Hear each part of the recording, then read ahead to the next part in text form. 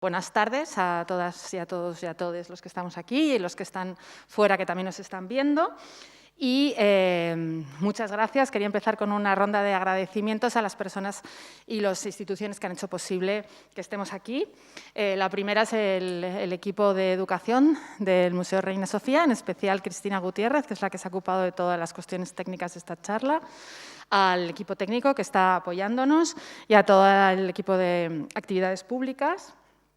También quería dar las gracias a Felipa Manuela y a Acción Cultural Española, que han sido agentes fundamentales para que Renata pueda estar aquí.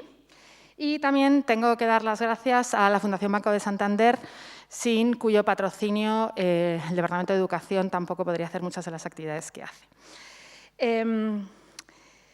Dentro de todas estas actividades que, entre otros agentes, financia la Fundación Banco de Santander, quería empezar un poco enmarcando la charla de Renata dentro de lo que es Gira y dentro de lo que es el área de mediación dentro del área de educación del Museo Reina Sofía, ¿no? Gira es un proyecto educativo que llevamos desarrollando desde octubre del año 2019. Es un proyecto que tiene mucho que ver con lo que va a contar Renata, porque de alguna manera lo que ella va a contar en un contexto muy concreto, que es la Bienal, de alguna manera nosotros lo estamos haciendo en esta macroinstitución pues de manera muy similar, ¿no? Y dentro de lo que es nuestro área tenemos diferentes secciones. Tenemos una sección que se dedica a desarrollar proyectos comunitarios, tenemos otra que se dedica a desarrollar proyectos en escuelas, tenemos ahora mismo la sección de accesibilidad transversal a todo ello y hay una parte muy importante que es el área de mediación, la cual estamos también como replanteándonos el nombre porque mediación es todo. Pero sí que es la mediación o los procesos de mediación que están destinados a los públicos que vienen a las salas, que suelen ser público adulto y que se acercan al museo, ¿no?, de una manera un poco random, que me imagino que será básicamente el público del que tú nos vas a hablar. Entonces, ese departamento de mediación, al entrar al museo hemos estado repensando un montón de cuestiones, ¿no?, las metodologías, los para qué, toda la cuestión política de lo que implica desarrollar esos procesos de mediación. Y para ello hemos hecho un ciclo de charlas, porque nos parece muy importante que la educación en los museos también sea una actividad reflexiva, ¿no? Esto pues puede parecer una obviedad, pero no lo es, porque hay muchas veces que todas estas actividades más intelectuales o que llevan a cabo este proceso de reflexión teórica se asocian a otras áreas y no directamente a las de educación. Y esta ha sido una de las cuestiones más importantes que nosotros hemos puesto encima de la mesa, ¿no? Por eso, cada sección tiene su correspondiente ciclo de charlas y esta es un ciclo de charlas que se llama Otras formas de mediar. En este ciclo de charlas lo que hacemos precisamente es presentar personas o metodologías o formatos que nos parecen importantes para que la comunidad de mediadores que hablamos en lengua castellana y que estamos, ¿no?, como configurando una especie de comunidad internacional, podamos ver qué es lo que se está haciendo en diferentes lugares y de esa manera innovar en esos procesos de mediación en los departamentos de educación. Entonces, dicho esto, me toca como presentar a Renata, pero no quería hacer una presentación académica, porque yo no soy nada académica y creo que tú tampoco, pero sí que me gustaría decir que a ella me une, desde hace ya años que nos conocemos, sobre todo como en la lejanía, ¿no?, con tu trabajo en Argentina, cuando fuiste también jefa de educación del Malva, etcétera, etcétera. Nos une este tema como de las prácticas extrañas, ¿no?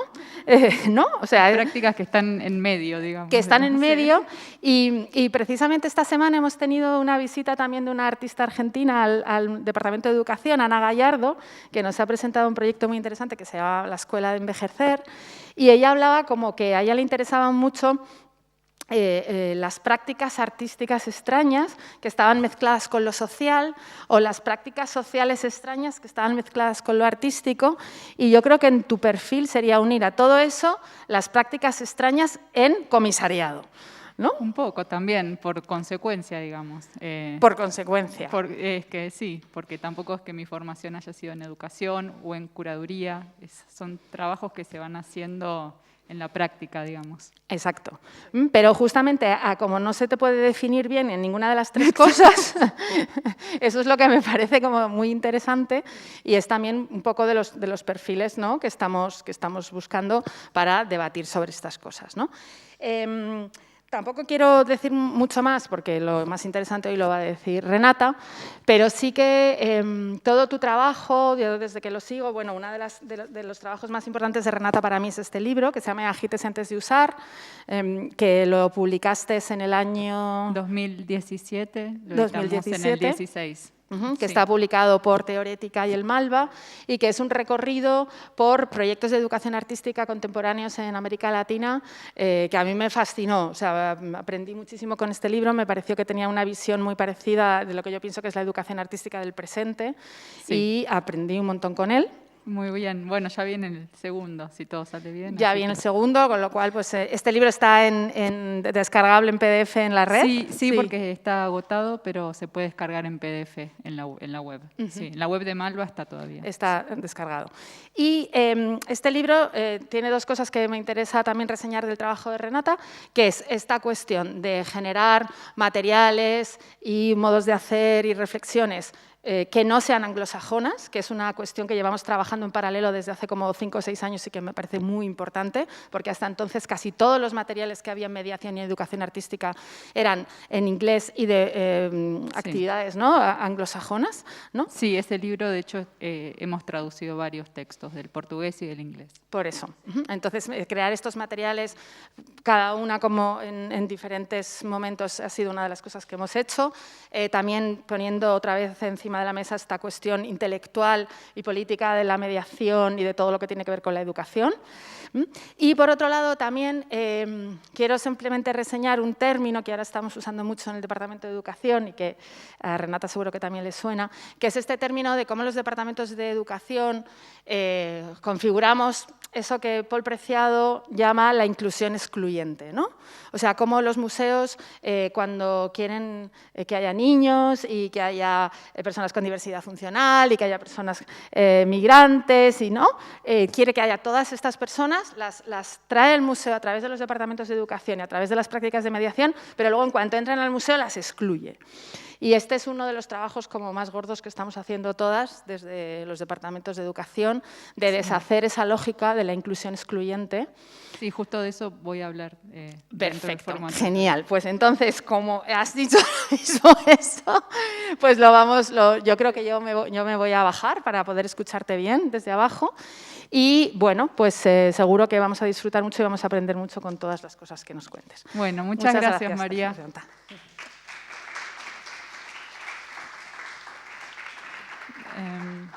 Bueno, buenas tardes, muchas gracias por haber venido. Estoy muy contenta de poder estar hoy acá.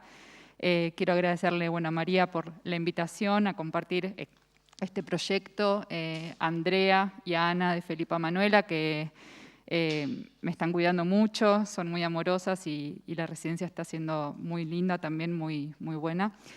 Y para quizás ir un poco, al entrar como un poco en el tema, lo que voy a plantear un poco hoy, mostrarles, aunque sea abuelo de pájaro, es el trabajo que realicé junto con mis colegas Agustín Pérez Rubio, que está hoy aquí, María Berrios y Lisette Lañado, en la 11ª Bienal de Berlín, que tuvo lugar entre septiembre del 2019 y terminó el 2 de noviembre del 2020. O sea, fue una bienal que duró un año, literal, no solamente los 3 meses que suele durar esta bienal en los meses de verano en Berlín. Y quizás también lo que quiero resaltar es que no voy a hacer hincapié, dado la falta de tiempo, en aspectos como de conceptuales de la curaduría, sino que voy a hacer más hincapié en cómo desde la curaduría y la investigación que realizamos pudimos ir como desdibujando los límites que existen por lo general entre las prácticas pedagógicas, artísticas, también de alguna forma activistas políticas, creo que y estéticas. O sea, nuestro trabajo fue como un poco, o así por lo menos lo vivimos nosotros, abarcando un poco todo esto al mismo tiempo. Entonces, me resulta muy difícil hacer estas separaciones entre los que hicieron los programas y los curadores, porque todos hicimos todo al mismo tiempo. Entonces, dicho esto, lo primero que me gustaría hacer es mostrarles un video, que es un pequeño tráiler de la Bienal. Muchos me han preguntado, lo primero que me preguntan acerca de la Bienal es si tuvo lugar online, y por suerte tengo que decir que no. La Bienal fue casi 100% presencial, dado que la empezamos antes y durante los meses de septiembre y octubre del año pasado pudimos realizar varias cosas, más que nada en espacio público, pero se realizaron. Sin embargo, esta fue la primer Bienal en las Bienales de Berlín que fue exhaustivamente documentada, porque realizamos muchos videos para poder mostrar y para poder compartir el trabajo, sobre todo con las personas con las que fuimos colaborando en todo el proceso, los artistas principalmente que no pudieron viajar, nuestras familias, nuestros amigos, casi todos en Latinoamérica o en otras zonas. Entonces, cada una de las sedes, que fueron 4 en la cuarta experiencia, que ahora voy a hablar de ello, hay un video que está todavía en la página web que ustedes pueden ver si les interesa con mayor detalle las obras un poco comentadas por cada uno de nosotros. El video que les voy a mostrar hoy es cortito, dura 2 minutos, 3 minutos, pero es para que tengan como una idea de lo que fue la Bienal desde el comienzo. Entonces, voy a...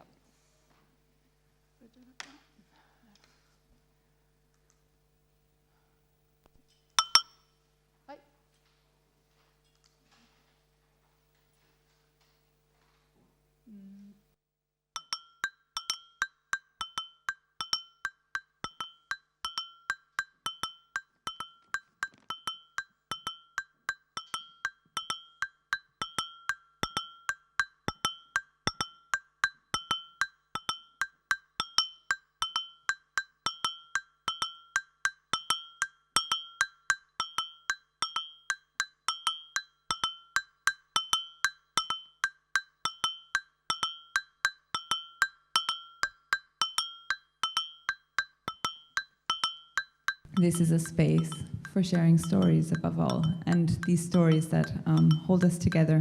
We took the experiencias of Flavio de Carvalho as a trigger. The dream it was to have this space, and it's becoming real. The power of the sun to give life. The power of the sun inside the word solidarity. Not only the history of Brazilian modern art is affected when one takes Flávio de Carvalho seriously, perhaps the general history of modern avant-garde art should take these artists into consideration. They cannot see them, or look at them, or know where and how they live. Your fiction evoques for me a lot the kind of society that we can go towards. Dabei sind wir in einem System, was hochgradig problematisch ist, allen Minderheiten gegenüber. And that is what makes them real good stories, that they're always like on the edge. Hoje faz mês que eu cheguei em Berlim.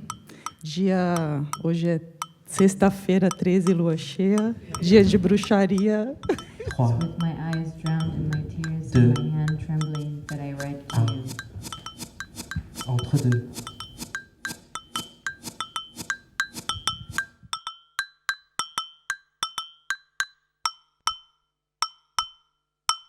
Algo que siempre me pasa cuando estoy bailando la noche es que tengo la sensación de como que se está gestando ahí unos nuevos tipos de criatura y nuevos tipos de sociabilidad. Wie berührt mich dieser Raum, wie berühre ich ihn? Was bedeutet es, wenn meine Eltern jetzt wie heute hier sind und sich selber sehen, ihre Geschichten lesen? The egg lives like a fugitive because it is always ahead of its time. It is more than contemporary.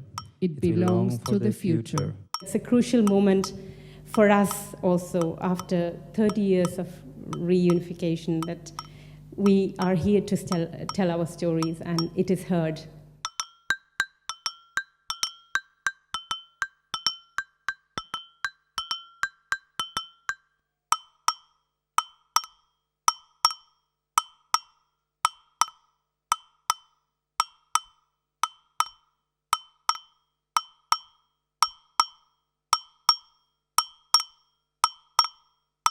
Finish. Finish. We will continue.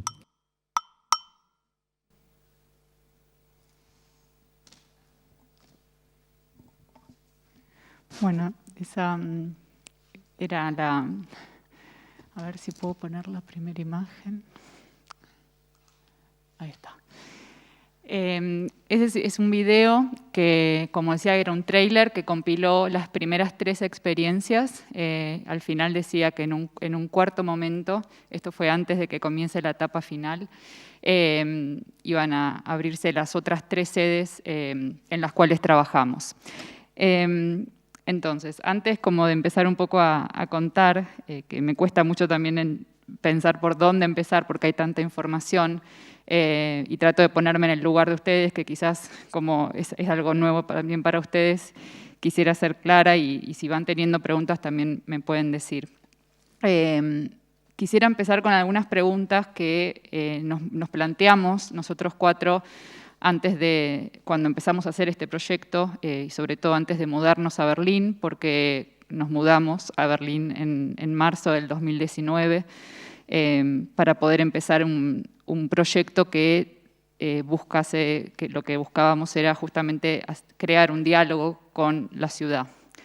¿Y qué significa esto? Es algo que es muy fácil decirlo, pero en la práctica y también en el día a día de lo que implica trabajar en una Bienal, que era una experiencia nueva para los 3, excepto para Lisette, que ya había trabajado en la Bienal de San Pablo como curadora, era ver de qué forma podemos articular este diálogo con la ciudad, cómo o para qué, digamos, nuestras prácticas previas, nuestras investigaciones previas podían confluir en esa ciudad, de qué forma podíamos encontrar esos enlaces.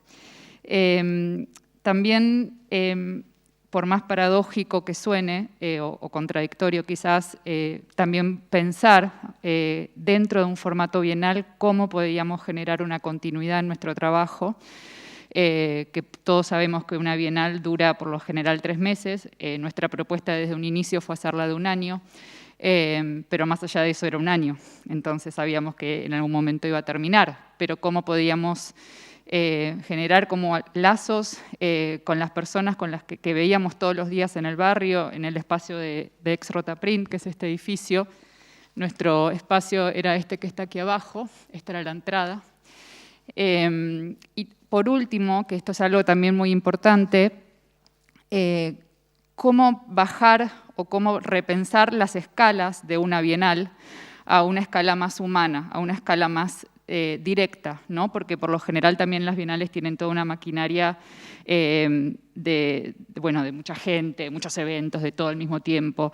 Y la idea de poder hacer esto en 1 año era ir como dosificando, ¿no? Para nosotros, pero también para la gente que venía a participar de las charlas, de los talleres, etc. Entonces, lo que sí ahora quiero mostrarles para que bajar un poco todo esto a lo concreto. Esta es la entrada del espacio. Y como aparecía un poco en el tráiler, lo que hicimos fue pensar la Bienal en 3 episodios, digamos, en 4 experiencias, vamos a decirlo así. Nos inspiramos, como también apareció en el video, en el trabajo y la investigación del artista brasilero Flávio de Carvalho, que fue un artista bastante revolucionario para la época. Él era ingeniero, escritor, pintor, hacía también planos de urbanismo, diseñaba ropa, trajes, digamos, incluso eso fue con lo que él hizo la 3ª experiencia.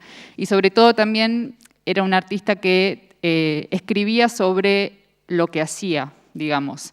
Y el hecho de que nosotros hayamos dicho que cada una de estas eran experiencias, ese es un término que también sacamos de Flávio de Carvalho. Flávio había planteado 4 experiencias, se los resumo. La primera fue un rumor, nunca se concretó, digamos. En la segunda, él participó en 1931, o sea, imagínense San Pablo en esa época, en una procesión de Corpus Christi, que es una procesión religiosa, cristiana, y él, para un poco testear y para experimentar a las masas de gente, que era un tema que él estaba interesado, estudiando también a Freud en ese sentido, fue en contra de esa peregrinación, usando un sombrero verde de forma bastante provocativa, mirando a las fieles, y por esta acción casi termina linchado, ¿no? Se lo llevó la policía. Luego él escribió acerca de esta experiencia número 2. La experiencia número 3 para Flavio fue recién en 1956. El video mostraba la foto más emblemática o la más conocida, que es de él, ya un poco más mayor, caminando en la calle junto con varias personas que lo rodeaban, usando este traje que había sido diseñado por él mismo para el nuevo hombre de los trópicos. Era un traje que no sé si llegaron a verlo, tenía medias red, sandalias, una pollera tableada y una blusa que tenía como un diseño especial que se abría, digamos, para ventilación, ¿no? Eso en 1956. Y la cuarta experiencia tampoco la terminó de concretar. Era un video que quería hacer en el Amazonas. Lo estoy resumiendo mucho. Entonces, más allá de esas experiencias que nosotros estudiamos en profundidad, porque también nuestra idea era no repetir, sino poder un poco discutir, ¿no? con los planteos del verlo de ambos lados, ¿no? Verlo también como un artista blanco de clase media alta, ¿sí? Que tuvo la posibilidad también de viajar a Europa, volver, digamos, era un artista bastante contactado. Entonces, también quizás las ideas y las cosas que fue realizando en Brasil en ese momento eran, digamos, distintas, para decirlo así. Otra de las cosas que nos influenciaron de él fue el Club de Artistas Modernos, que él fundó en 1931-1932 y duró muy poquito abierto, 2 años, pero es importante porque allí él realizó varios trabajos, como por ejemplo una investigación acerca de exposiciones con niños, con gente que era considerada, digamos, loca, pacientes psiquiátricos. También había colaborado con Käthe Kollwitz, que fue una artista alemana muy importante también para nosotros, y había mostrado varios de sus pósters que daban cuenta, digamos, en Europa, de la Segunda Guerra Mundial, del hambre, de la muerte, digamos, de toda esa violencia. Era una obra que había sido censurada en Europa y él trajo esos pósters a Brasil. Esto entre muchas cosas. Y también había escrito una obra de teatro llamada El baile del Dios muerto, que por esa obra ya directamente fue clausurado el espacio. Pero les cuento esto para ubicarlos un poco, porque nosotros en cada una de las experiencias, quizás les voy a mostrar la siguiente, acá. Esto es algo muy pero quería que para que tengan una idea del espacio, el espacio de Extrotaprint, donde trabajábamos era un espacio con 3, digamos, subdivisiones. La primera, que era la primera foto, el espacio número 1, luego entrábamos, era nuestro espacio de trabajo, nosotros trabajábamos ahí mientras que podíamos también abrir el espacio y tener las reuniones o encuentros.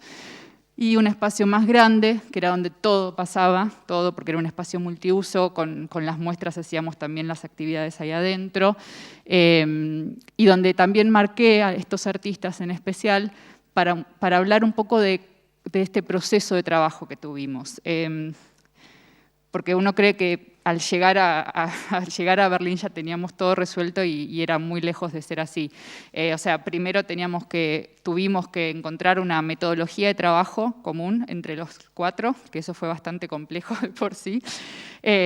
Luego poner sobre la mesa, digamos, los temas que queríamos trabajar, cómo los íbamos a trabajar.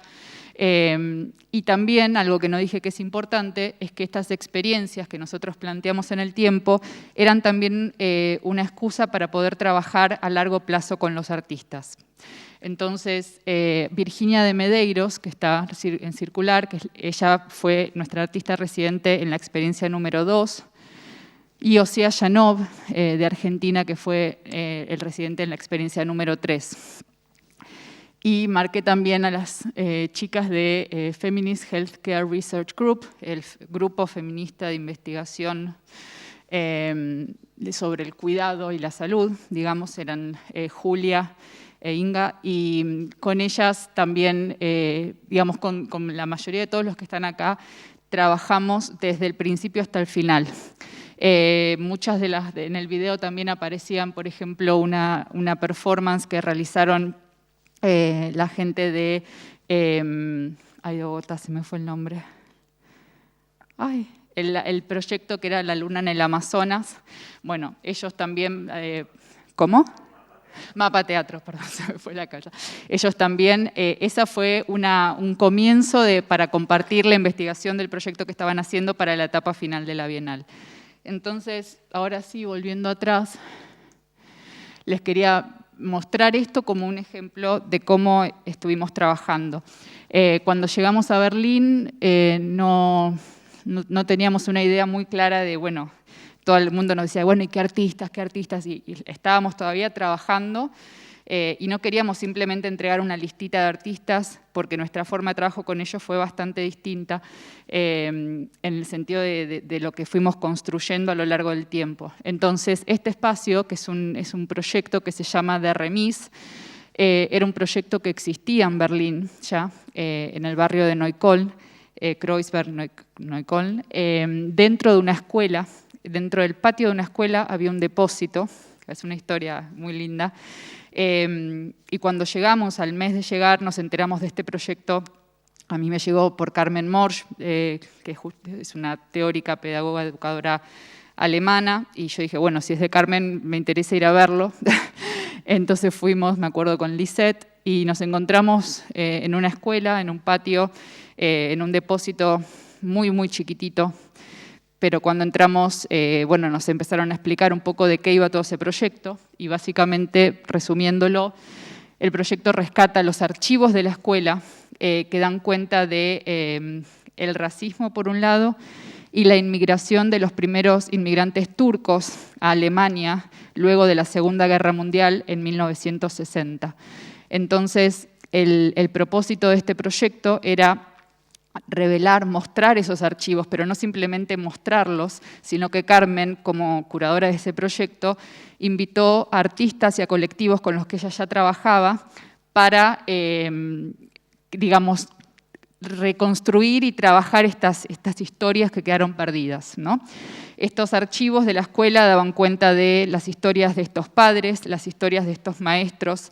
Era una de las pocas escuelas que todavía tiene estos archivos, para decirlo así, cuando también, bueno, Berlín estaba ya, a partir de la década del 60, dividida. Entonces, el proyecto, que parece una mesita y un mapita, en realidad son todas distintas instalaciones de los artistas que fueron siendo activadas a lo largo de toda la experiencia 1. Por ejemplo, este estante aquí con estos libros y esta mesa, es un ejemplo que les doy, son libros escolares muy, muy antiguos, que es todo un trabajo de recopilación de estos libros que se hicieron y que la gente estaba invitada a recortarlos y a, digamos, a intervenirlos, mostrando qué vocabularios, de qué forma se entendía el cuerpo en esa época, cómo se hablaba de la historia, qué temas se hablaban y cuáles no. Entonces las personas, una vez que realizaban ese trabajo, podían pegarlo en la pared. Esta es una foto del primer día, por eso todavía está como bastante ordenado y limpio, ¿no? Luego también había otros proyectos, pero dentro de ellos quiero rescatar que eran estas carpetas colocadas en la mesa, que también estos son los archivos directamente fotocopiados y estaban divididos por categorías, esos papelitos de brillantina, planteados por los artistas que trabajaron con esto y con los chicos de la escuela para hacerlo. Y en medio de cada una de las hojas había papeles de calco y marcadores para que la gente que los leyese, y sobre todo los adultos, los abuelos, digamos, los que llegaron y que hoy mandan a sus nietos o sus hijos a la escuela, estaban invitados a revisarlos y hacer anotaciones, resaltados, notas con memorias personales. Y todas estas historias siempre fueron también muy difíciles de narrar, porque son muy dolorosas para ellos todavía. Esto es una imagen para que se hagan una idea de lo que fue el primer espacio, que la primera experiencia se llamó Los huesos del mundo, The Bones of the World, que es un título que también hemos tomado de Flavio de Carvalho. En el centro está esta imagen del meteorito. Justamente en ese año, yo no sé si ustedes recuerdan, el Museo de Ciencias Naturales en Río de Janeiro se quemó, se perdieron todos esos archivos. Y esta foto de Leo Correa fue una de las fotos también como que más nos atraparon siempre, ¿no? Como lo único que había prevalecido después del incendio era este meteorito. Y eso estaba en el centro. A los costados estaban obras e imágenes también de otros artistas, pero para entrar un poco también en los programas, quiero rescatar las pinturas y dibujos que están sobre la parte izquierda, porque esos pertenecían a Florian Gass y a Mirja Reuter, que fueron dos artistas claves en todo nuestro proceso de trabajo, porque ellos, si bien cada uno tenía su práctica como pintores, dibujantes, performers, también realizaban estos talleres para niños y familias en general, y con ellos hemos trabajado desde todas las perspectivas, de todos los ángulos, ¿no? Y acá teníamos el clásico problema de, no, pero bueno, si ese artista es esto, pero no puede dar los talleres, y ahí era como, teníamos que siempre estar explicando que, bueno, que los artistas pueden dar talleres, como siempre, o sea, es algo muy normal, ¿no? Como acá algunas fotos más del proceso.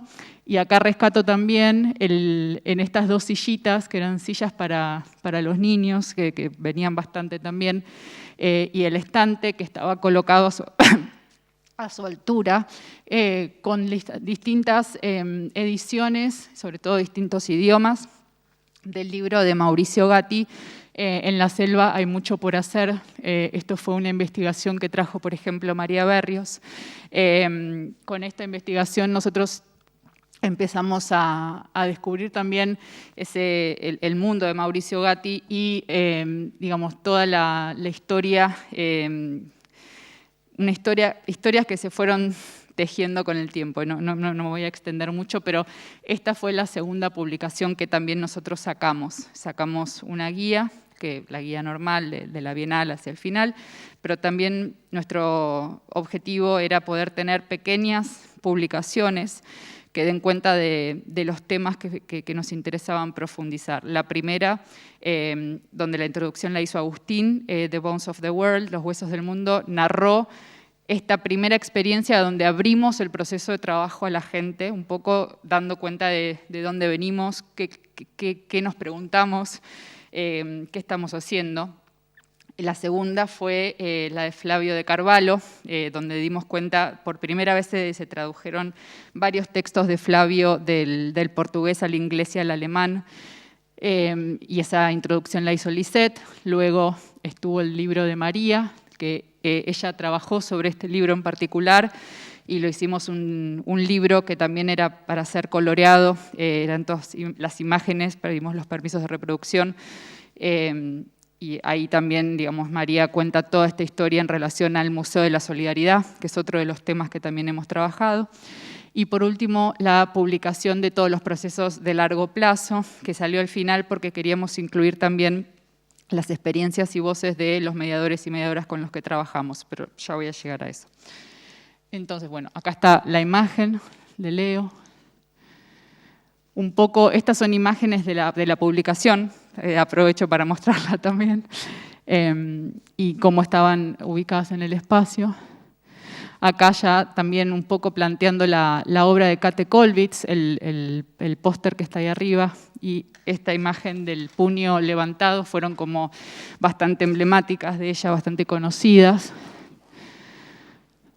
Ella, una de las razones por las cuales también nos interesaba era porque había hecho varios dibujos y había escrito en su diario también sobre el tema de la maternidad, sobre el tema de la importancia de los niños, y en este póster está diciendo: nosotras mujeres que dimos vida a los chicos, tenemos el deber de pelear, digamos, de defender la libertad. Eso es lo que vamos a hacer hasta que no tengamos más aliento. Eso es lo que dice ahí arriba. Y acá algunas imágenes un poco para mostrar el espacio y también la permeabilidad que tenía el espacio, ¿no? Que lo usábamos para todas las cosas que hacíamos. Y ahí, esta imagen que está allí es uno de los talleres de Florian y Miriam, donde trabajaban en estas obras teatrales que los niños planteaban sus historias y luego las transformaban en marionetas que hacían con ellos y hacían todo esto en ese escenario, algunas veces con marionetas de madera y otras veces con las de sombras, las marionetas de sombra. Estas son las pinturas que les decía de Florian. Y pasamos rápido a la segunda experiencia, en donde aquí, como les dije, habíamos invitado a Virginia de Medeiros en residencia y al grupo feminista de investigación sobre el cuerpo. El cuerpo y la salud. Una de las cosas que nos interesaban de su práctica era este archivo de libros que ellas tenían en su estudio. Estos libros son libros históricos que ya casi no se consiguen, es toda una investigación que ellas hicieron sobre las prácticas de autocuidado en Alemania, sobre todo en Berlín, en la década del 60 y 70, cuando, digamos, mucha gente vivía en edificios ocupados, las condiciones de salud y de higiene eran mínimas y había todo un desarrollo, digamos, autónomo, ¿no? de cómo mantener una cierta higiene, sobre todo para las mujeres, ¿no? Muchos libros de autoexaminación también, también lo mostraban por medio de estos paneles.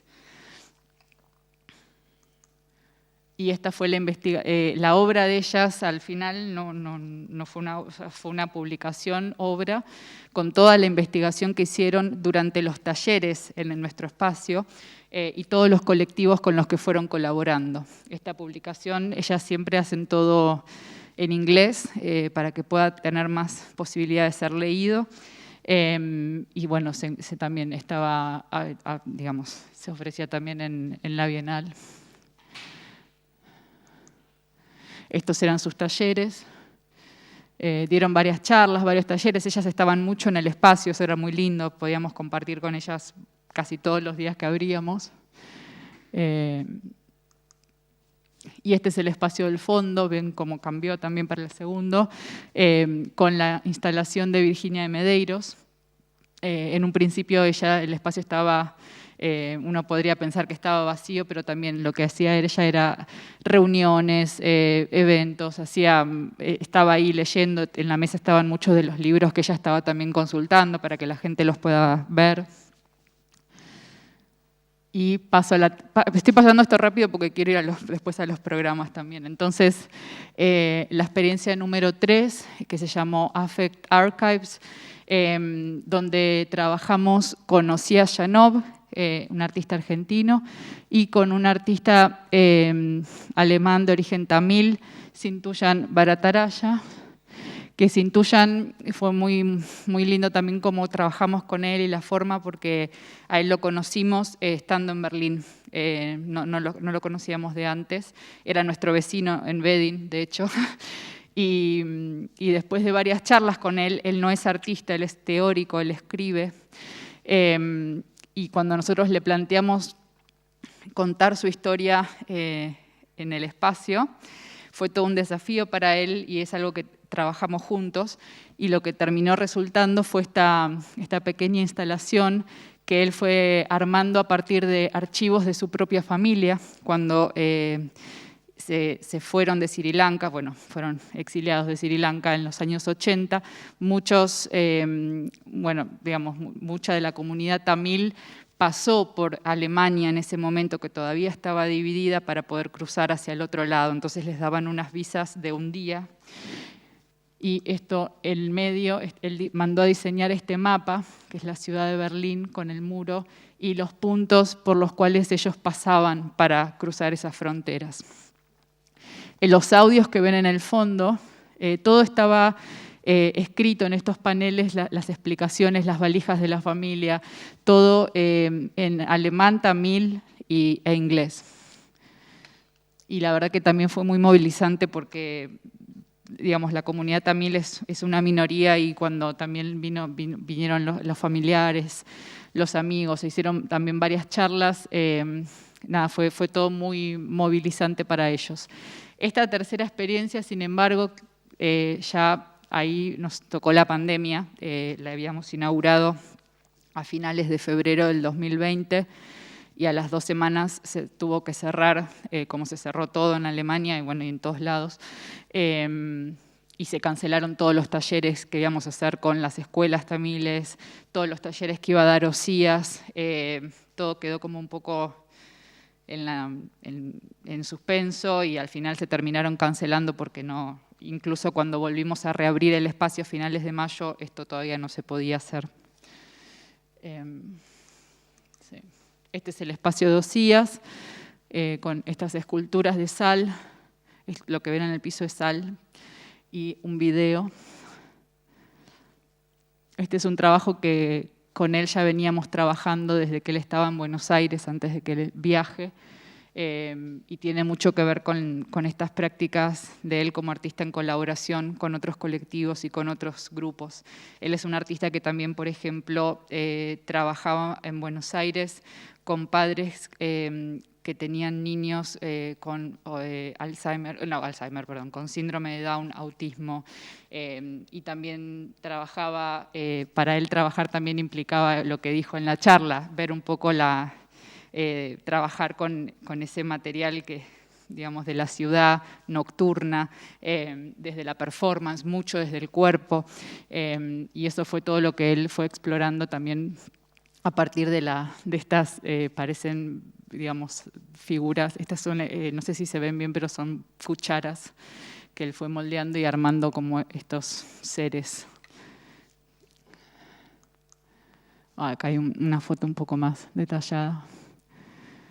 Y como el espacio tenía esta condición permeable, nosotros le habíamos dicho que para las charlas íbamos a tener que sacar todo, que íbamos a tener que borrar sus esculturas del piso, entonces para cada vez que las sacábamos había que volver a hacerlas y nos llevaba 3-4 horas volver a poner los granos de sal de la forma, digamos, y él también nos daba esa libertad de decir, hagan lo que ustedes, como a ustedes les guste, pónganlo en el piso. Y él siempre también venía mucho al espacio, estaba allí. Y hay algo que también no dije que es importante, es que en la entrada había un fichero de una suerte de glosario que él fue desarrollando a partir de términos que tenían que ver con el cucharear, que en Buenos Aires, bueno, significa eso, dormir como abrazados en cucharita, ¿no? Y cómo a partir de todo esto, bueno, desarrolló todo un vocabulario que estaba justo en la entrada y que también se exhibió en la parte final, en la experiencia 4. Acá algunas imágenes que les quería compartir, esto ya es más de la parte final de la experiencia 4. Estos móviles que ven en la entrada, esto lo trabajamos ya con la pandemia, a finales de mayo. Eran talleres que hacíamos para máximo 6 chicos, trabajábamos afuera y la idea de Florian y de Mirja aquí era más que las marionetas, trabajarlas en escalas más grandes, como como los dragones en las festividades chinas, en el Año Nuevo Chino, que uno está dentro del dragón. Bueno, acá cada niño diseñó su propio personaje y luego hicieron como también una caminata por la calle. Ahí están caminando. No tenemos más fotos de esto porque también no podíamos sacar fotos de los chicos por el tema de los derechos, las caras y todo el tema ese con las escuelas que trabajamos también, esto era muy delicado. Trabajamos básicamente, y acá regreso con el tema de las escalas, con 3 escuelas. No hicimos no tuvimos varias, tuvimos 3, pero de esas 3 conocíamos a los profesores, a los directores y a los chicos que venían porque trabajamos todo el año con ellos. Entonces, con 2 escuelas en el barrio de Bedin y con una en el barrio de Mite, y con ellos pudimos desarrollar un programa con los distintos cursos. Entonces iban viniendo y cada uno tenía una experiencia también distinta. Vemos un ejemplo de cómo todo esto estaba cohabitando. Y por último, quisiera también, no sé cómo estoy en el tiempo, pero dar cuenta un poco de cómo trabajamos en la etapa final de la cuarta experiencia, porque ahí ya con 4 sedes, este trabajo más casero y personal que nosotros hacíamos desde Exrota Print ya no nos daba el cuerpo para dividirnos y estar en varios lugares a la vez. Y es así que ahí también tuvimos como una división del trabajo más establecida entre nosotros 4. María estaba más a cargo, por ejemplo, de las publicaciones, Agustín y Lisette de todo el montaje y digamos, la curaduría en los espacios. Yo estaba más a cargo de todas las actividades que tuvimos que cambiar radicalmente por la pandemia. Todo el programa que ya habíamos pensado y teníamos en mente lo cambiamos, lo tuvimos que cambiar en unas semanas y comunicarlo. Pero eso fue muy lindo también porque nos abrió muchas posibilidades de trabajo alternativo y no oficial, porque muchas cosas que hicimos no eran anunciadas, sino que pasaban, porque eran pruebas y también más que nada porque las hacíamos en el espacio público, en los parques, en las calles. Y ahora les quiero mostrar unas fotos de esto. Estas son, bueno, algunas actividades ya, esto es con la pandemia. Esto es en el KB, una de nuestras sedes, y las actividades con los chicos siempre las hacíamos el día que estaba cerrada la institución, entonces ellos tenían toda la libertad y se prendía todo solamente para ellos y era una experiencia muy, muy digamos, significativa también, cómo ellos la vivían. Esto fue, por ejemplo, una de las actividades que tuvo lugar en distintas plazas y una que compila distintos motivos, digamos. Estos soles que ustedes ven son de una artista turca que se llama Cansu Casar. Como les dije al comienzo, muchos de los artistas no pudieron viajar, dada la pandemia. Esto, más allá de entristecernos un montón, también nos hizo repensar su presencia, cómo iban a estar en el espacio presentes más allá de su obra, digamos. Y una de las cosas que pensamos fue con algunos artistas, por ejemplo, que nos envíen, si ellos querían un dibujo o digamos, una imagen, la cual nosotros pudiésemos reproducir. Y esta era una de las que nos llegó. Le pedimos a Cansu Casar, a Mariela Scafati también, por ejemplo, a Edgar Calel de Guatemala.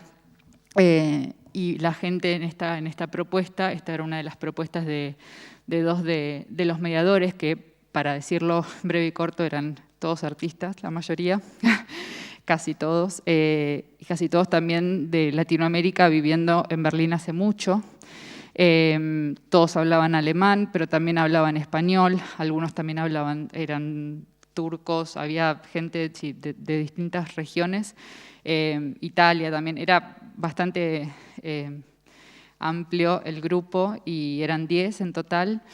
Y nosotros la manera de trabajar con ellos que tuvimos fue dejarlos diseñar los talleres y las actividades como ellos quisieran, pero pautamos algunos encuentros por ejemplo, con Agustín, con Lisette, con María, con los artistas que estaban en Berlín también, para que pudiesen hablar directamente, y a partir de ello cada uno fue desarrollando la propuesta que le surgía a partir de su propia práctica también.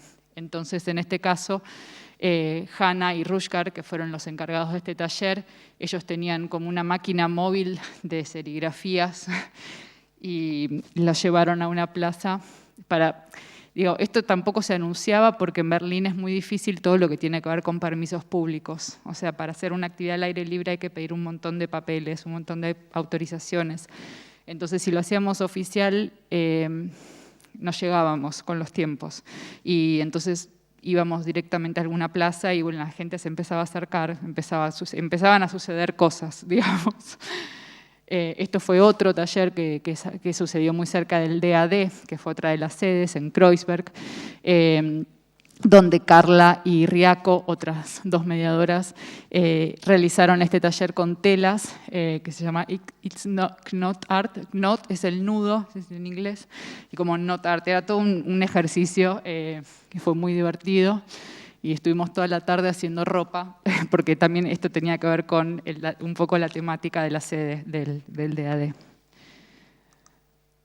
Y acá, ahora te pido si podemos pasar a la publicación, a la página 20, porque esto ya les quería mostrar específicamente las reflexiones de los mediadores. A ver si se pasa. Ah, sí, perfecto. No, esta es la 40. Ahí. Bueno, acá hay más fotos de ese taller, por ejemplo, y en la publicación que realizamos, ellos después los invitamos a escribir o a compartir una imagen de su autoría a partir del trabajo que hicieron. Entonces, por ejemplo, Rutger y Hannah, como trabajaron juntos, lo hicieron juntos. Acá algunas de las imágenes. Esto también tenía como una distribución muy, muy linda, como muy espontánea, sin planificación, pero era también una forma de llevar a los artistas y sus imágenes de otra forma. También realizamos muchos audios, les pedimos a muchos de los artistas que no pudieron viajar que nos cuenten una historia que durase 2 o 3 minutos. Un poco podían hablar de ellos, de quiénes eran, de dónde venían, pero también podían inventarse una historia a partir de la obra que estaban presentando. Muchos lo hacían en español, entonces yo hacía las traducciones en inglés, y los que podían lo hacían en inglés directamente, y con esos materiales pudimos trabajar con algunas escuelas también, y esos materiales también están en la web disponibles. Esto es el proyecto de otras 2 chicas, de Alexia y de Bárbara. Ellas realizaron estas especies de cartones con preguntas dinámicas que se podían hacer dentro de cada una de las sedes de las exposiciones. Esta es una poesía, porque para que vean que también había como distintos formatos. El trabajo de Alexia.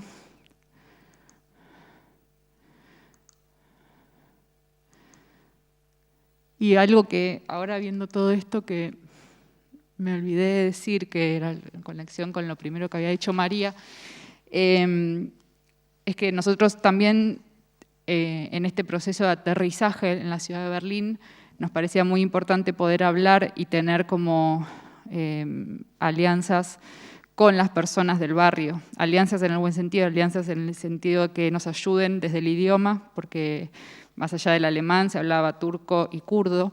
Entonces, por más voluntad que uno tenía, no llegábamos a entendernos.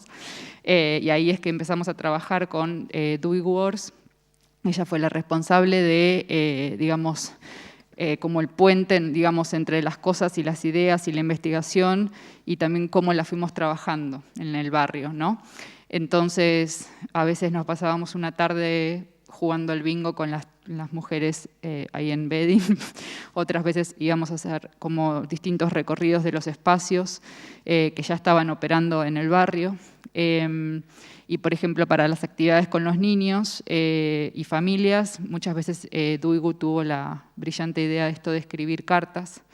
Y entonces escribíamos, en vez de hacer como un flyer, en la web, eran cartas que escribía yo o escribía Duigu, invitando a los chicos. Y ella con Lorelín, que era otra de las que trabajaba en nuestro equipo, las iban pegando por las puertas, a la altura, les poníamos stickers o las hacíamos como lindas para que ellos también las agarren y estén como curiosos de venir.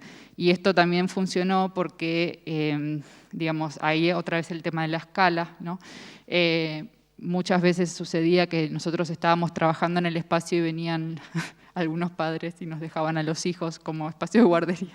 Los chicos estaban ahí toda la tarde corriendo o jugando, porque teníamos como una sección especial dentro de ese espacio que les mostré desde Bedin para los chicos, con libros que fuimos comprando, armamos una biblioteca para los niños del barrio, juegos, porque también venía mucho el hijo de María, Teo, venían los hijos de los artistas. Entonces eso también tratábamos de que sea un espacio donde madres o padres, digamos, pudiesen venir y no tener que pensar, no tengo que dejar al chico con no sé quién. Las inauguraciones que hacíamos también eran así, duraban todo el día.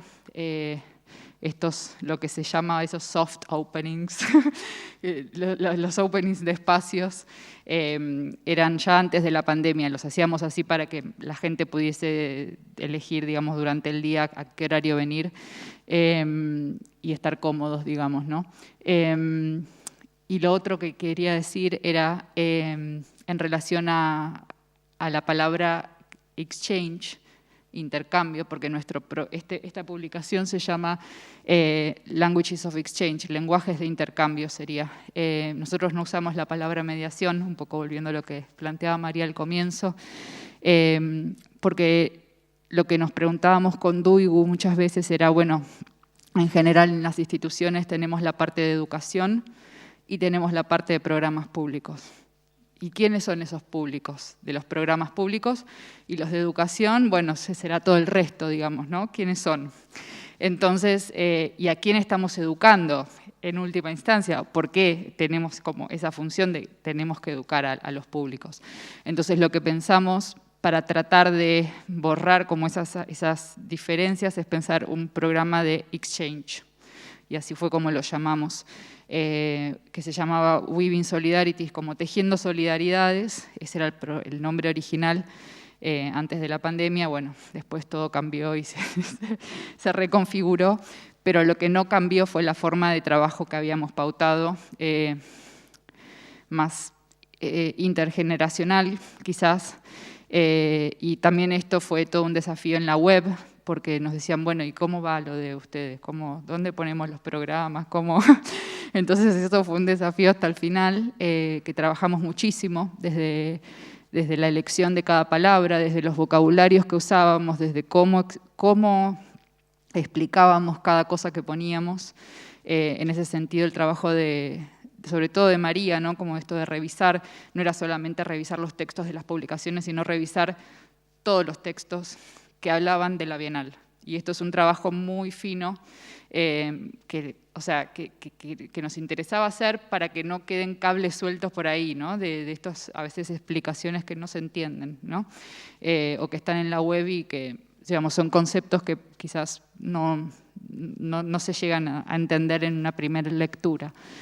Con eso quería decir, como cerrar diciendo eso, como que intentamos, más allá de la pandemia, de poder encontrar formas alternativas de trabajo con todos los públicos que teníamos, porque algo que también Duigu planteó, ella es del barrio de Vedin, es que cuando abrimos la cuarta sede, dice, ¿qué pasa con toda esa dinámica, con toda esa cotidianeidad que ustedes habían generado? Ella nos hacía la crítica a nosotros también. O sea, ¿qué pasa con todo eso que desarrollaron? Entonces, lo que empezamos a pensar es, bueno, cómo manteníamos nuestra presencia en esos espacios con la pandemia. Porque ahí también nosotros ya estábamos, hacíamos distintas actividades, no sé, hacíamos visitas guiadas en las distintas sedes, y los programas estaban más a cargo también de los artistas mediadores. Entonces, eso fue todo cuando Duigu nos planteó eso, fue bueno, ¿cómo lo hacemos? Y todo el tiempo era esa pregunta, ¿no? Que creo que no sé si la llegamos a resolver, pero que estaba ahí, estaba latente todo el tiempo. Creo que, no sé si ya me... Sí, porque yo si no puedo seguir hablando.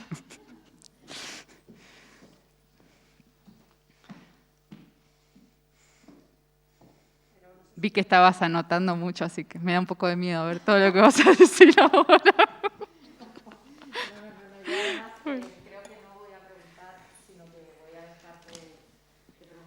Bueno. Y el problema que tenemos de preguntar es lo de que no se puede... Al micrófono, pero la puedo repetir. Puedo repetir la pregunta y... Pues casi que lo hacemos así. Sí, vale. sí. Entonces, bueno, pues hacemos un turno de preguntas y si no yo tengo muchas. Dale. Creo que es mejor que preguntes. Dale. Sí. Yo no hablo muy fuerte, así que voy a intentarlo, pero hola Renate, muchas gracias por compartir la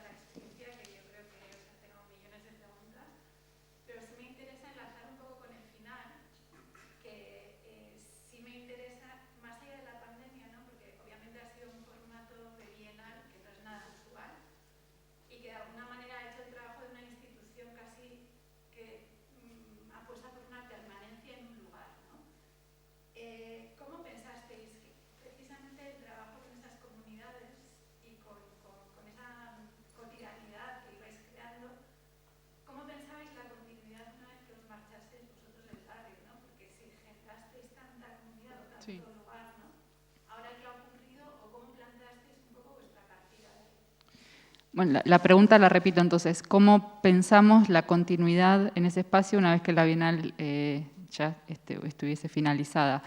Es una buena pregunta. A ver cómo la respondo. Nosotros sabíamos que, bueno, desde lo burocrático, desde el papel, teníamos una fecha de alquiler, digamos, de ese espacio.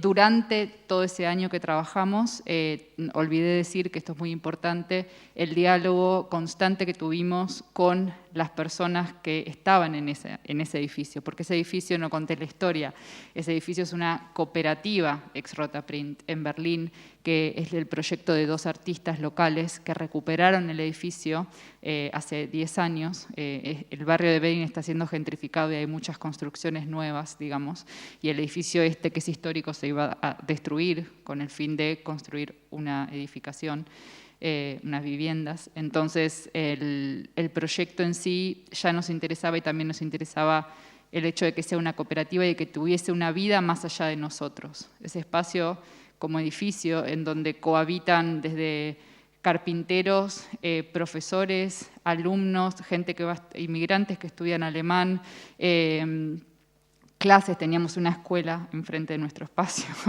una escuela alternativa, digamos, frente de nuestro espacio. Todo eso ya estaba sucediendo antes de que nosotros llegáramos y continúa. Lo bueno es que me enteré que cuando terminamos la Bienal decidió quedarse con ese espacio.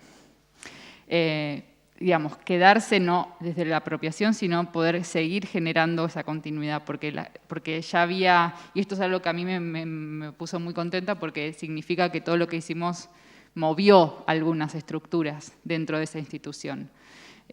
Movió desde la emoción, movió desde las posibilidades que trae ese lugar.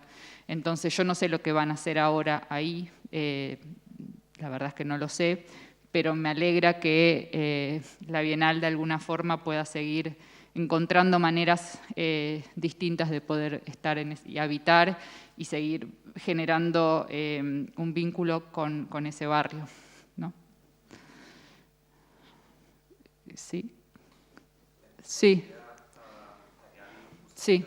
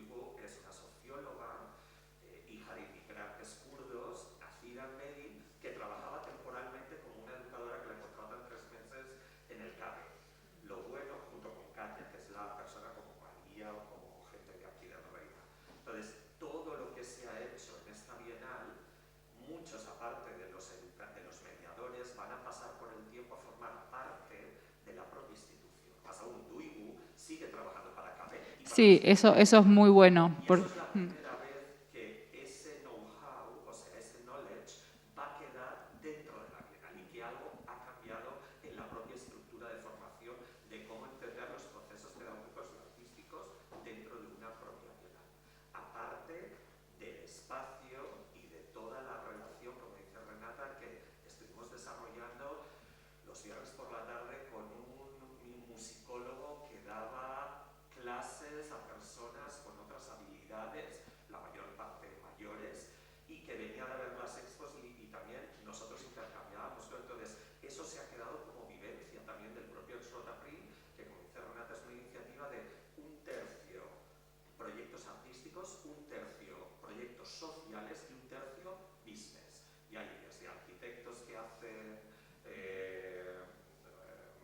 arquitectura inflable para la Franja de Gaza, hasta un aid service de inmigrantes,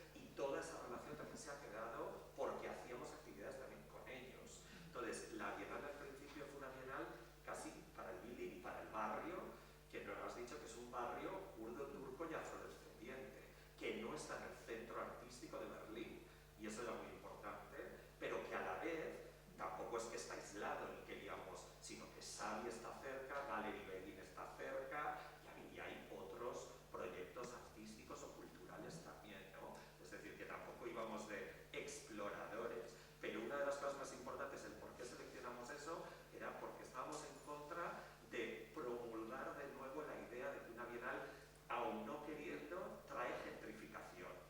Y que ya la cuarta bienal de Berlín, no, la sexta, tuvo ya grandes problemas con esto en Kreuzberg. Entonces, queríamos una entidad que albergara, que contuviera cualquier acción. Y ni que esté nuestro espacio abierto o no, eso sigue siendo el proyecto de 10.000 metros cuadrados que con el dinero que sacan siguen rehabilitando el espacio. Es una compra temporal que estos dos socios hicieron con un abogado al Senat de Berlín por 50 años durante 2 periodos. Entonces es una cooperativa, como dice ella, entre artistas y generadores culturales e incluso activistas ahí, donde gran parte, como dice, también había escuelas y otro sitio. Donde viene, también hay una parte que tú tienes que dejar el proyecto y eso sigue, a ver que también en la otra bienal pueden reutilizar o no. Cuidado, que en ese sentido, por parte de las curadoras, o sea, no estamos como, ay, qué lástima, bueno, también hay un curador nuevo, Cameratia, que yo creo que es, aparte, muy abierto a todo lo que hemos hecho, incluso vino a visitarnos, pero pues, más preguntas para... No, es que como no se escucha para el streaming, claro. por eso. Sí. Hola Renata, muchas gracias. Gracias Agustín. Estamos en un momento en el que el tipo de la Bienal, como tipo institucional y tipos positivos está cambiando, lo estamos repensando desde la práctica, la teoría, desde muchos puntos de vista.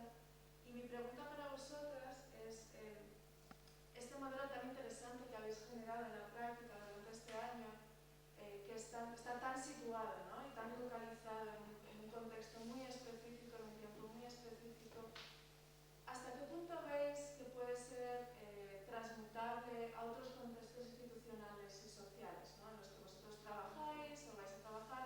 Es decir, ¿cómo de permeable está la institución del arte contemporáneo global hoy, más allá de la Bienal de Berlín en esta edición, para recibir este tipo de propuestas que de alguna manera no solamente cuestionan los límites taxonómicos y lo que es arte y no, pero también quién puede entrar a la institución artística y cómo se redistribuye la autoría y el valor cultural, ¿no? Creo que es una experiencia súper interesante lo que habéis hecho, pero ¿cuál es la receptividad más allá de la Bienal de Berlín? Ya está, gracias. ¿Se la puede repetir? Sí, repetir. Por favor, para que sea resumida. ¿Funciona? Sí. Sí. A ver, no. No aquí, pero ahí sí. Ahí sí, entonces sí. Está fuera de sentido, ¿no? Está entendido.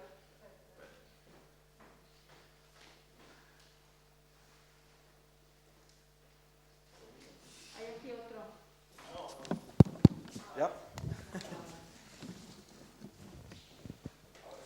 Gracias. Momento karaoke absoluto. Que decía que la experiencia, la experiencia tan interesante que habéis generado, ¿no? El equipo en el contexto de Berlín 11, que está tan situada en prácticas muy localizadas, ¿no? En conocimientos muy localizados, en afectos muy localizados, y que participa de un momento más general en la institución del arte contemporáneo global de repensar qué es el modelo de la Bienal de Arte, ¿no? Después del boom. ¿Hasta qué punto veis estos procesos que habéis generado en la situalidad, en la situación de este contexto específico, transmutables o traducibles a otros espacios institucionales, a otros espacios locales? Es decir, ¿cuán permeable está la institución del arte contemporáneo global hoy a repensarse hasta el punto que habéis podido vosotros como mover los límites, ¿no? De las taxonomías, de qué es arte, qué no es arte, quién puede participar, quién no, cómo se distribuye la autoría, pero también el agenciamiento social, no solamente cultural, en un espacio artístico? Es una pregunta amplia. No sé, estoy pensando como... Lo que dijo Agustín en un momento en relación a cómo trabajamos con los mediadores y mediadoras del equipo fue una de las maneras, porque ellos, era la primera vez que cuando yo vi que la sede madre de la Bienal es Kunstwerke. Kunstwerke es un espacio de exhibiciones de arte contemporáneo más allá de la Bienal, pero que no tienen equipo de educación. También contratan gente para cada una de las actividades. Entonces lo que yo propuse a Katia, que era la encargada de ese área, en KB, era trabajar juntas y decir, si nosotros estamos armando un equipo de trabajadores freelance, pero súper, o sea, especializados y con mucha experiencia en lo que hacen, ¿por qué no hacer que si van a tener una familiaridad con la institución, la tengan más allá de la Bienal? Entonces, esos encuentros previos que nosotros tuvimos, que eran no solamente para darles el material de la Bienal, era también para que ellos puedan hacer las preguntas necesarias y las dinámicas entre ellos necesarias para poder también luego trabajar juntos en el KB. Porque eso, era todo un equipo de gente, 10 personas, que quizás habían participado. Sí, yo una vez vine a la Bienal de Berlín y estuve haciendo un trabajo con... Pero la forma en que nosotros trabajábamos ahí era tratando también de pensar, bueno, nosotros sabemos lo que es el trabajo del educador, digamos, tercerizado. Entonces, la institución no los podía contratar, pero lo que sí podía era armar, digamos, como una estructura provisoria para las siguientes actividades y ya tenerlos, digamos, saber la importancia de esto, saber cómo trabajan, saber qué ideas, qué proyectos están pensando más allá de las muestras, ¿no? Y esto es también lo que hace algo especial. Y en relación a tu pregunta de otras instituciones, yo no sé cómo se hace. Yo lo que creo que hay que repensar también es que no es solamente en la cantidad de gente que viene a una actividad, sino qué tipo de experiencia, como esa calidad, qué atención, digamos, qué dinámica se crea con ellos. Entonces eso no se hace al tuntún, eso tiene todo un trabajo por atrás que surge y tiene que estar basado en el cuidado que tiene que tener la institución para con sus trabajadores, ya sea freelance, sea contratado, sea, digamos, en el formato que se pueda, porque también esa es la realidad, hay que negociar constantemente con la institución. Y eso es algo que hicimos nosotros desde el día 1, porque yo recuerdo que el primer día llegamos y la directora nos mostró los presupuestos y no había plata para lo educativo, eso se hacía después. Entonces, no, es que en realidad la Bienal se hace con fondos públicos, es un monto fijo. Y pregúntale a Agustín, si no, la cantidad de fundraising que tuvimos que hacer, que la verdad se le ocurrió, como dicen acá, Agustín y Lisette, porque tuvimos que hacer mucho fundraising para poder extender primero la Bienal a un año y también hacerles entender al equipo de la Bienal, que nosotros no dividíamos al artista que presenta la obra y al artista que te hace el taller, porque muchas veces eran las mismas personas. Entonces, era, bueno, hace, no sé, otro contrato, escribí un contrato nuevo, no sé. Entonces, bueno, era todo el tiempo eso, como estar muy en el detalle. Y ahí, por suerte, también contábamos con Duigu y con otras personas que también nos ayudaban, porque el sistema alemán es muy distinto desde la burocracia. Entonces, eso, tiene sus vericuetos, digamos. Sí. No sé si hay otro.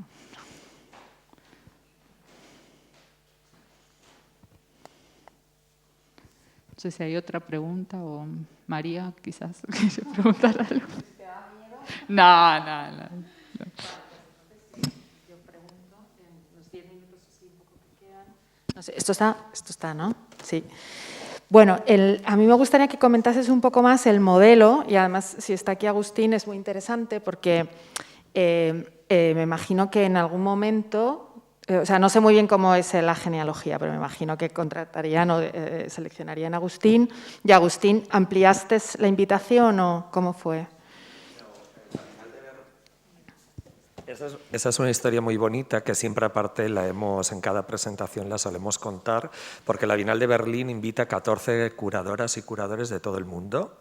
Entonces a mí me llegó una carta, yo no sabía quién me había invitado, yo estaba saliendo de Malva, donde Renata, aparte, yo la había repatriado, como digo yo, logré que viviendo en Ámsterdam viniera a ser la jefa de Malva, de educación. Y entonces cuando recibí esa carta... una carta en papel, o sea, porque parece... Bueno, una carta, no un email, pero una sí, carta. Vale. Renata también se había ido de la institución unos meses antes y le dije, mira, Renata, he recibido esto. Y yo digo, yo solo sé que no lo puedo hacer, o sea, una bienal no sé, necesito. ¿Por qué no empezamos a hablar? Me encanta. Digo, no va a salir, pero quiero enviar un proyecto, pues en colaboración, no sé. Y empezamos así. Empezamos a trabajar juntas. Y en ese nos dimos cuenta que cada uno tenía un background, aparte era importante en mi propuesta la parte pedagógica, de cómo eso ya estaba, pero nos hacía falta una persona que hubiera hecho una bienal, decíamos, ninguno de los dos ha hecho nunca una bienal, o sea, y no es otro modelo, veníamos más desde lo institucional, desde otros sectores. Entonces ahí decidimos contactar a Lisel Añado. Y lo bonito de esta historia es que le envié un email por la mañana a Lisette y por la tarde me contestó, Agustín, adoré hablar con vosé, pero, o sea, estoy muy honrada de que me hayas escrito, pero tú has recibido una carta, yo también he recibido una carta. Y fue como, ¿qué vos se propone? ¿Qué usted propone? Le dije, mira, yo estoy hablando con Renata, que aparte Lisette está en ese libro de Agítese antes de usar, que Miguel y Renata es una de las que escribe junto con tanta gente.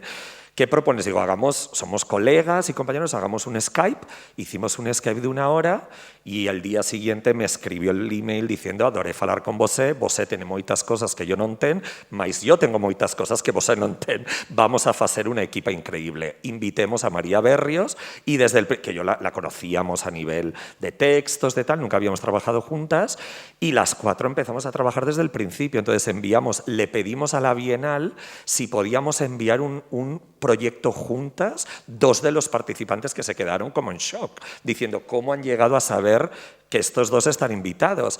Y entonces lo entregamos como de Lisette y Agustín en colaboración con María y Renata. Cuando pasó a la final el proyecto, que nos quedamos 4, ya automáticamente era absurdo, estábamos trabajando las 4 juntas. Claro. Entonces se decidió que iba a ser un proyecto de 4 personas con las dificultades que eso podía ya la institución, decirle que no viene un curador, ni 2, es que son 4. Claro. Pero se presentó así, María y yo volamos a Berlín a presentarlo y al final fuimos las ganadores, pero se sabía, en el proyecto estaba que las 4 íbamos a vivir, que todo era totalmente horizontal, todas teníamos... Todo lo hicimos entre las 4, toda la decisión de la inclusión de artistas, las publicaciones, aunque Renata diga que María se cargó de publicación o yo de diseño o ella, eso no quiere decir que está hecho por mí, sino que cada cambio en el plano con la arquitecta, yo se lo decía a Renata, se lo decía a María, o ella en la publicación, o ella en la... Es decir, todo está asumido de manera horizontal, también el dinero. Y algo que tú preguntabas, que era muy importante con el tema del fundraising, es que sí, una cosa es el fundraising, pero otra son decisiones políticas de dónde se pone el dinero. Claro, y se ponía ahí, o sea, y eso es así. Claro, o sea, porque normalmente en esa distribución suele haber muy poco dinero para los departamentos de educación. Entonces, aunque hay veces que simbólicamente se presentan como al mismo nivel, si luego les presentas al mismo nivel, pero les dotas menos económicamente, pues no sirve de nada, ¿no? Lo que pasó fue muy interesante porque al abrir al principio del espacio, la institución estaba como freak it out, o sea, estaba súper nerviosa, como, pero a ver, ¿qué vais a hacer? ¿No? O sea, nos veían como 4 locas o loques, como que van a invitar aquí a gente, que están hablando con unos en la ciudad.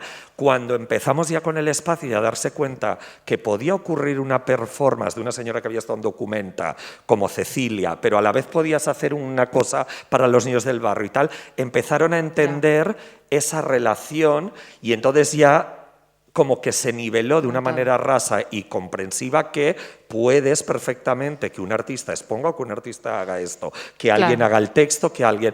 Y entonces, también es cierto que contábamos con muy poco dinero, pero se puso. También es cierto otra cosa, y mucha gente nos ha preguntado, ¿qué hubiera pasado si realmente la Bienal hubiera sido solamente ese espacio, sin el cuarto capítulo, sin otras 3 sedes, porque esa era una parte que sí que estuvimos frenados a nivel de presupuesto, no de educación, de general. Ese espacio era con muy poco dinero. Estábamos las 4, jueves, viernes y sábado, cuidando el espacio. Y cuando digo cuidando es abriendo, enchufando, barriendo. O sea, no teníamos solo el sábado, venía una persona a ayudarnos. Entonces se hizo muy poniendo el cuerpo, como se suele decir, y con toda la ayuda de la gente, pero... Claro, lo que pasa es que por eso quería preguntar esto, porque veo que lo que hay es una especie de disolución de roles, que es muy interesante, y por eso en otras formas de mediar, ¿no? Lo que estamos viendo es una bienal en la que el Departamento de Educación de alguna manera desaparece, pero no desaparece porque no importa, sino que al revés, ¿no? Entonces, ahí hay una de las cosas que también hemos aprendido de Carmen Morch, que es dejar de entender la educación como servicio. Entonces, a mí me gustaría preguntarte un poco cómo hicisteis esto, porque esta es una de las cuestiones que, bueno, desde el Departamento de Educación del Reina nos preocupa mucho, ¿no? Esta idea de, no, el Departamento de Educación lo que tiene que hacer son los talleres para las colecciones o para las exposiciones, ¿no? Y cómo defendemos esta idea de la educación como producción cultural también. Entonces, veo que aquí ha sido exactamente ese ejercicio. Fueron muchísimas reuniones con la directora. Con la directora de la Bienal. Sí. Yo a veces decía... Educándola. Pero estaba en el proyecto. Estaba en el proyecto, pero sin embargo, yo de muchas reuniones me iba con una frustración, a veces salía llorando, porque nos estaban pidiendo una forma de trabajar, que no digo que hay una forma que está bien y una que está mal. Son distintos abordajes. Pero era un abordaje que a nosotros no nos interesaba. Y ese no nos interesaba tenía mucho fundamento, porque lo que costó que ellos se entendiesen, con ellos me refiero a la institución bienal, es que nosotros estábamos planteando una forma distinta de trabajo con nuestros artistas y la gente. Entonces, por ejemplo, una de las bienales anteriores habían contratado a alguien para que se encargue de todos los programas. Y esos miles de programas que sacaron como una publicación así, no tenían diálogo con ninguna de las muestras ni de las obras. O sea, temáticamente sí, pero no había un diálogo. Y esa puede ser una forma, porque yo no digo que eso está mal. Yo digo que esa es otra forma de trabajo. Pero esa es la forma de trabajo que la Bienal conocía y que también esperaba de nuestra parte. Entonces fue toda una... digamos, hacer como muchas conversaciones con Duigu, principalmente las dos, tratando como de decir, queremos trabajar en otra escala, queremos saber con quiénes estamos trabajando, porque estamos pensando esto más allá de la Bienal. Y ahí yo eso lo podía decir porque tenía a Duigu al lado, yo esperaba espero que se den cuenta de que con ella pueden trabajar de otra forma, porque hasta ese momento la Bienal no tenía una persona fija en educación. Se contrataba a alguien que hacía un trabajo de hacer, digamos, talleres, digamos, cosas con gente mayor, cosas con gente de otras capacidades. Y nosotros no hicimos eso. Nosotros lo hicimos de otra manera. No sé cómo explicarlo, pero sí creo que tuvo, hasta para nosotros y con la gente con la que estábamos ahí, otro tipo de intercambio.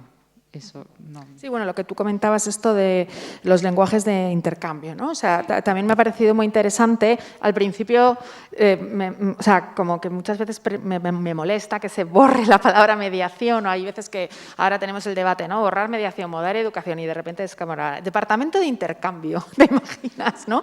Pero bueno, eso también explica... Es que en inglés había que pensarlo y en alemán. Claro, claro. Entonces ya era otro nivel de como dificultad. Claro, pero eso explica muchas de las cosas que estamos viviendo los que estamos en torno al debate educativo, que también se conecta con otra de mis preguntas, que es ¿Por qué el perfil que elegisteis para las mediadoras era mediadoras artistas, ¿no? Porque, por ejemplo, en el Departamento de Educación del Reina Sofía, ahora mismo uno de los perfiles más importantes que hay es el de profesores de secundaria. Fran Cabeza de Vaca y Cristina Gutiérrez, los dos vienen del mundo de la escuela, y creo que la participación del mundo de la escuela en las bienales y bueno, en todo lo que tiene que ver el sector artístico es también importantísimo, porque también estos profesores educan a los artistas, ¿no? Entonces, ¿por qué esa decisión solo de artistas? No fue solo de artistas, quizás lo dije mal. Hicimos una convocatoria abierta en donde hicimos varias preguntas. La gente que aplicó respondió esas preguntas. Hicimos una selección en donde hicimos entrevistas personales para también tener una idea de la energía de la gente, ¿no? Porque a veces algo se lee súper bien, pero después la persona, no sé, o habla demasiado, o habla muy bajito, o sí, digamos, tiene como, no sé, sí, las una manera comunicativas son muy importantes. Sí, y también lo que nos interesaba era ver cómo ellos se podían ir complementando. Como crear un grupo que nosotros, desde nuestra imaginación, porque no los conocíamos en profundidad, pero ver un poco, había gente que venía de la comunicación, había también maestras de escuela. Vale, ahora me cuadra más con... Había artistas, había perfiles bastante híbridos, digamos. Sí, entonces la entrevista o digamos el momento del encuentro, nosotros también hacíamos preguntas de, más allá de la experiencia que ellos tuvieron, de cómo resolvían ciertas situaciones o cómo se imaginaban trabajando en colaboración con otros, porque eso fue lo que hicieron al final. Casi todos los proyectos que presentaron al final se unieron para hacerlos juntos y juntas. Entonces, ¿Y este equipo también formaba parte de actividades de diseño? ¿O no, el diseño lo hizo Till Gatman, que fue nuestro diseñador.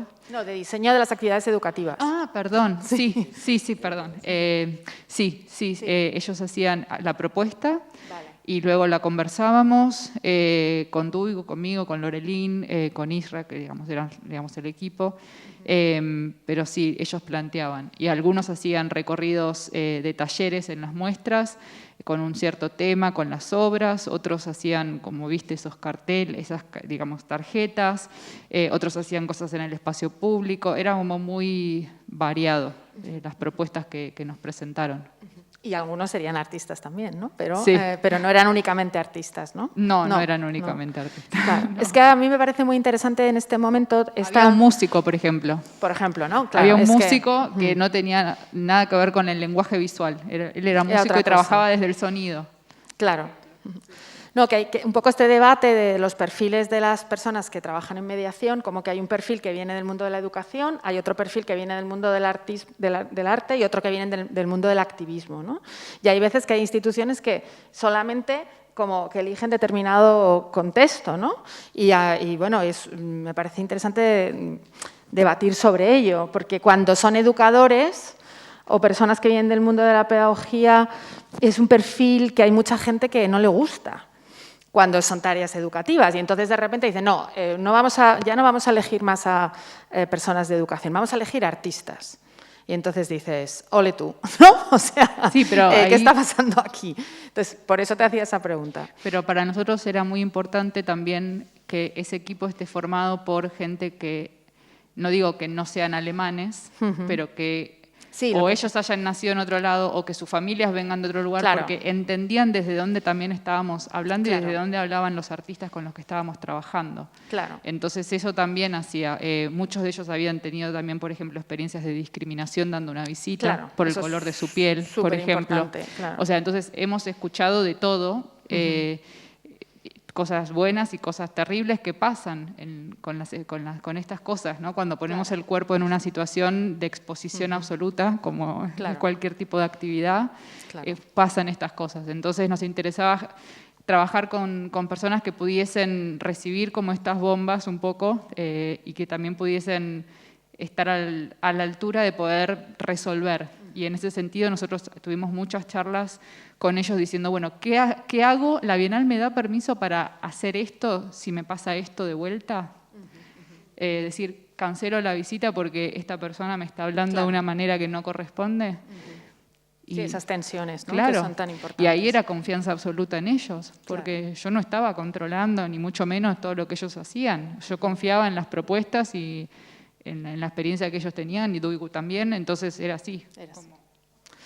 Vale, y ya para terminar, que se nos está acabando el tiempo, simplemente también quería hablarte de la importancia de la documentación, ¿no? Las actividades educativas muchas veces no tienen archivo, no tienen memoria, ¿no? De todas las exposiciones siempre hay un catálogo, de las actividades educativas nunca hay, ¿no? Nosotros hemos llegado al museo y, por ejemplo, si ahora mismo yo quiero saber qué se hizo en el Departamento de Educación en el año 2014, no hay nada, o sea, es alucinante, ¿no? Cómo está ese vacío. Entonces, la importancia, sobre todo, de que haya visto esta publicación, ¿no?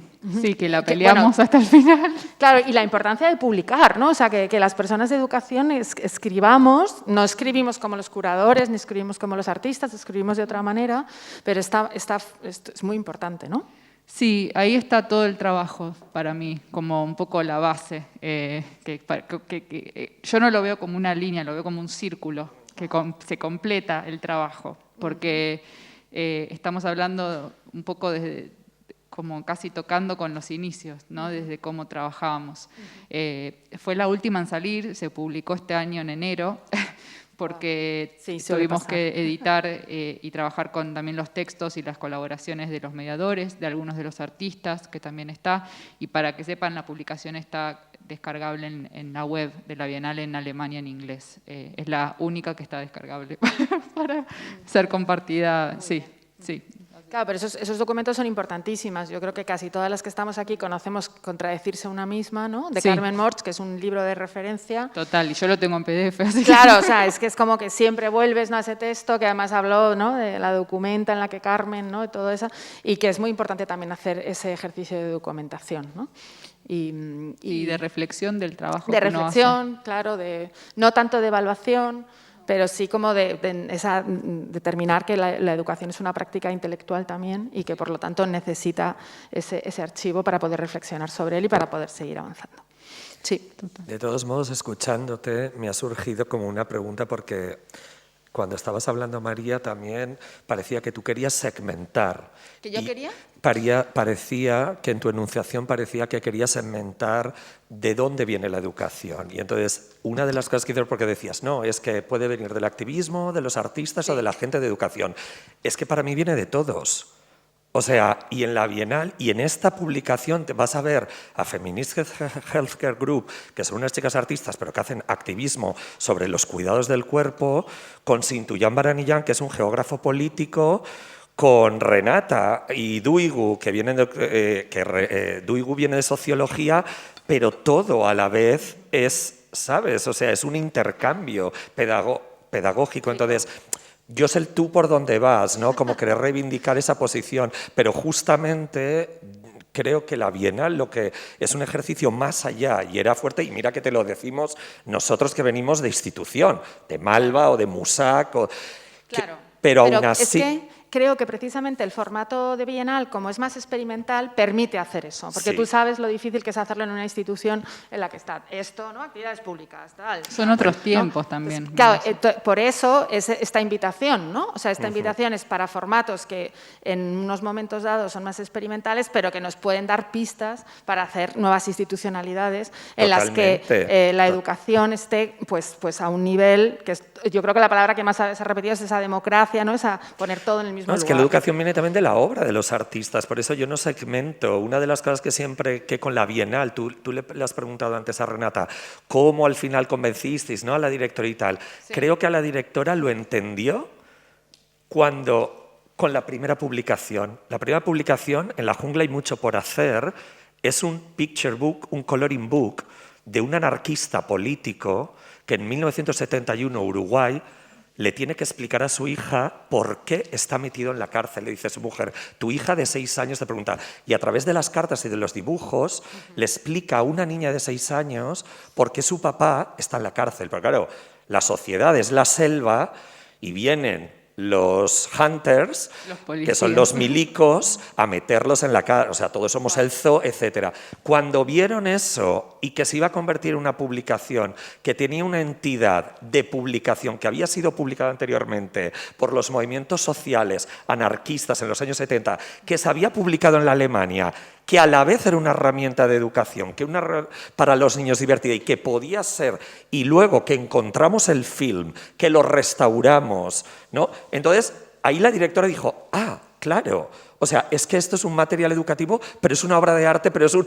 y eso, claro, yo creo que a partir de ahí ellos ya empezaron a entender que puedes hablar de activismo político, puedes hablar de educación y puedes exponer una obra en diferente formato, claro, y estás haciendo un trabajo. Y eso era gran parte, por eso Renata habló tanto de ese libro que no acabaste de explicar un poco el contenido, que es maravilloso, ¿no?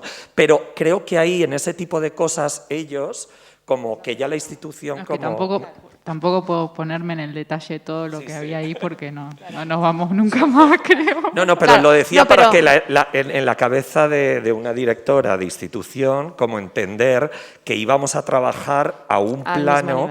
Y a partir de ahí, ¿no? Por ejemplo, una de las actividades que se hacía con eso era la Berlinale de Berlín, hacía una cosa muy bonita que es traducción para niños de películas. Y es que tú tienes la película en un idioma y hay una persona que en alemán, encima... La narración simultánea. Pero no es palabra por palabra, sino que es interpretada para niños. Y esa era una de las actividades que también hacíamos. Entonces, a partir de una obra y de una investigación se abrían, ¿no?, diferentes cosas donde está el artista, donde está el archivo, donde está el compromiso político, donde está diferentes actividades que como decía Renata, al final daba lo mismo que era un taller de niños, que era la performance de Cecilia Vicuña, había, y eso en la web lo veréis, días y actividades. Sí que se ponía un poco si había algún tipo de reclamo, pero todo, porque también no sabes al final quién te va a aparecer o quién puede venir, no es esto solamente para, sí que hay un momento de taller para niños de más de 8 años o para, ¿no? Sí, pero en ese sentido le dábamos la misma importancia que cualquier otra actividad, ¿no? Y creo que en ese sentido, cuando tú estabas hablando, a mí me sabía mal porque cuando segmentabas, ¿no? Y creo... Sí. Claro, pues segmento porque veo y pregunto. Claro, pero yo, bueno, vamos a terminar ya y voy a aprovechar esta frase que me encanta de en la selva hay mucho por hacer y vamos a terminar diciendo que en los museos también hay mucho por hacer, ¿no? Y que precisamente experiencias como estas, que os agradecemos muchísimo y que seguiremos investigando, porque son las que nos dan un poco las claves de eso que tenemos que hacer en los museos, ¿no? Sí que hay algunos más complicados que otros, las instituciones tan grandes como esta o las instituciones más fijas sí que, bueno, pues es más complejo, pero digamos que nos dan una luz, ¿no? Y nos dan un brillo para poder seguir trabajando, pero realmente hay mucho por hacer. Así que muchas gracias, casi que a los dos. Gracias, María, y gracias a todos. Gracias a todas.